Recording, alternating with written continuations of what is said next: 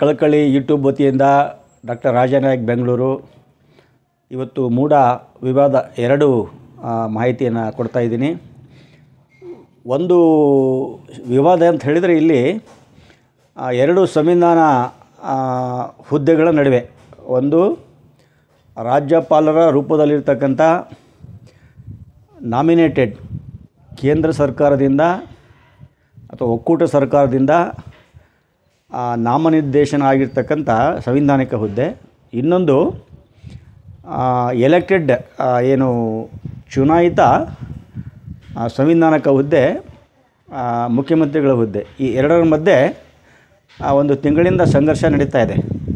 ಇಲ್ಲಿ ಅಲ್ಟಿಮೇಟ್ಲಿ ಪ್ರಜಾಪ್ರಭುತ್ವದ ಆಕ್ಸಿಜನ್ನು ಅಥವಾ ಆಮ್ಲಜನಕ ಯಾವುದಪ್ಪ ಅಂತ ಹೇಳಿದರೆ ಎಲೆಕ್ಟೆಡ್, ನಾಟ್ ನಾಮಿನೇಟೆಡ್. ಇದು ಸ್ಪಷ್ಟವಾಗಿರಬೇಕು. ಈಗ ಯಾರೋ ಒಬ್ಬರು ದೂರನ್ನು ಕೊಟ್ಟಾಗ ಮುಖ್ಯಮಂತ್ರಿಗಳ ವಿರುದ್ಧ ಆ ವ್ಯಕ್ತಿಯ ಕ್ರೆಡಿಬಿಲಿಟಿ ಏನು ಅಂತಕ್ಕಂಥ ವಿಚಾರ ಬರ್ತದೆ. ಯಾಕಂದರೆ ಒಬ್ಬ ತಹಸೀಲ್ದಾರು ಆ ವಿಲೇಜ್ ಅಕೌಂಟೆಂಟಿಗೆ ಒಂದು ಶೋಕಾಸ್ ನೋಟಿಸ್ ಕೊಡುವಾಗ 10 ಸಲ ಯೋಚನೆ ಮಾಡ್ತಾರೆ ಅವರು. ಆತನ ಪರ್ಫಾರ್ಮೆನ್ಸ್ ಏನು, ಆತನ ಹಿಸ್ಟ್ರಿ ಏನು, ಆತನ ಕ್ರೆಡಿಬಿಲಿಟಿ ಏನು 10 ಕೊಡ್ತಾರೆ. ಒಬ್ಬ ಚುನಾಯಿತ ಪಾಪ್ಯುಲರ್ ಲೀಡರಿಗೆ ನಾಮಿನೇಟೆಡ್ ಅಥವಾ ನಾಮನಿರ್ದೇಶನ ಆಗಿರ್ತಕ್ಕಂಥ ರಾಜ್ಯಪಾಲ ಒಂದು ನೋಟಿಸ್ ಕೊಡೋದಿದೆಯಲ್ಲ, ಅದು ಸಂವಿಧಾನ ವಿರೋಧಿ ಕ್ರಮ ಆಗ್ತದೆ.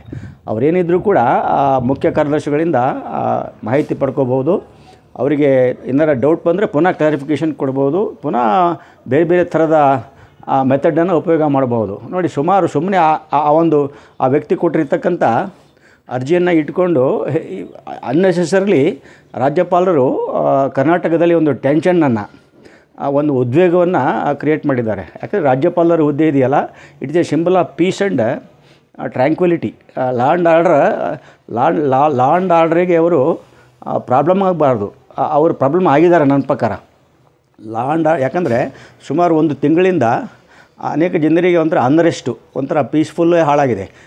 ಯಾಕಂದರೆ ಇಷ್ಟು ಪಾಪ್ಯುಲರ್ ಎಲೆಕ್ಟೆಡ್ ಗೌರ್ಮೆಂಟನ್ನು ಡಿಸ್ಟೆಬಲೈಸ್ ಮಾಡೋದಿದೆಯಲ್ಲ, ಅದು ಎಲ್ಲರಿಗೂ ಕೂಡ ಬೇಸರ ಆಗ್ತಕ್ಕಂಥ ವಿಚಾರ. ಸುಮ್ಮನೆ ಅದನ್ನು ಇಟ್ಕೊಂಡು ಅವರು ಕೂತ್ಬಿಟ್ಟು ಜನಗಳಿಗೆ ಒಂದು ಲಾ ಆ್ಯಂಡ್ ಆರ್ಡರ್ ಪ್ರಾಬ್ಲಮನ್ನು ಕ್ರಿಯೇಟ್ ಮಾಡಲಿಕ್ಕೆ ಕಾರಣ ಆಗಬಾರ್ದು ಅಂತಕ್ಕಂಥ ವಿಚಾರ ಒಂದು.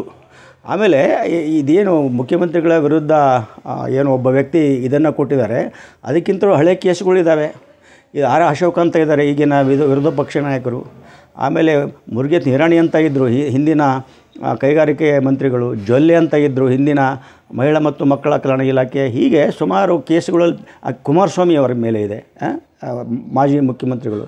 ಇವನ್ನೆಲ್ಲ ಇಟ್ಕೊಂಡು ದಿಢೀರ್ನೆ 10 ಗಂಟೆಗೆ ಒಬ್ಬ ವ್ಯಕ್ತಿ ಬಂದು ಪಿಟಿಷನ್ ಕೊಡ್ತಾನೆ, 3 ಗಂಟೆಗೆ ಶೋಕಾಸ್ ನೋಟಿಸು ಇಶ್ಯೂ ಆಗುತ್ತೆ. ಏನು, ವಾಟ್ ಈಸ್ ಯುವರ್ ಇಂಟ್ರೆಸ್ಟ್? ನಿಮ್ಮ ಆಸಕ್ತಿ ಏನೂ ಗೊತ್ತಾಗಲ್ಲ ನಮಗೆ. ಅದಕ್ಕೆ ಸುಮ್ಮನೆ ಒಂದು ಕಪ್ಪು ಚುಕ್ಕೆ ತೊಗೊಳ್ಲಿಕ್ಕೆ ಹೋಗಬೇಡಿ. ಕೇಂದ್ರ ಸರ್ಕಾರದ ಒಕ್ಕೂಟ ವ್ಯವಸ್ಥೆಯಲ್ಲಿ ನಾವು ಕೆಲಸ ಮಾಡ್ತಾಯಿದ್ದೀವಿ. ಈ ವ್ಯವಸ್ಥೆ ಭಾಳ ಮುಖ್ಯ.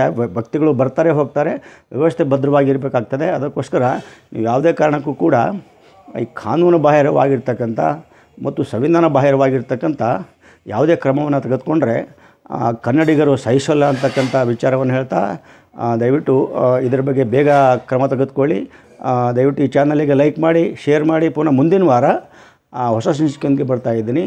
ಎಲ್ಲರಿಗೂ ಧನ್ಯವಾದಗಳು.